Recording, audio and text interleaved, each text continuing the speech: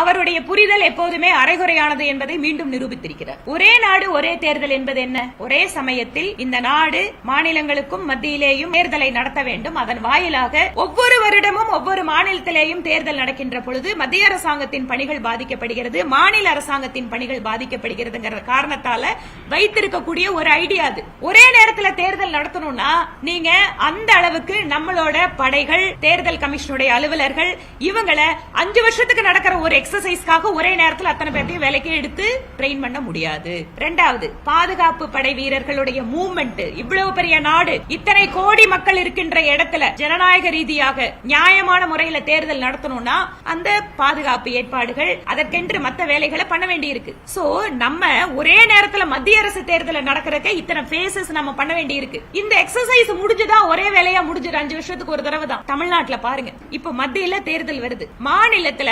அரசாங்கத்தினுடைய பணிகளோ மற்ற பணிகள் எல்லாமே ஸ்தம்பிச்சிரும். எந்த விதமான புது திட்டங்களோ புது கொள்கை முடிவுகள் எடுக்க முடியாது. அப்ப கிட்டத்தட்ட 2-3 மாதம் நாம் தமிழகம் நம்ம ஏரியாவில் தேர்தல் முடிஞ்சா கூட நாம ஜூன் 4ஆம் தேதி வரைக்கும் காத்துட்டு இருக்கிறோம். இதுதான் நடைமுறை சிக்கல். நடைமுறை யதார்த்தம் என்பது புரியாதவர், புரிந்து கொள்ள முயற்சிக்காதவர் திரு கமலஹாசன் அவர்கள். அதனாலதான் அவரு மக்களை சந்திக்க முடியாம எனக்கு ஒரு ராஜ்யசபா கொடுத்தா போதும், நான் யாரையும் பார்க்காம உங்க தயவுல மேல போறேன்னு போறாரு.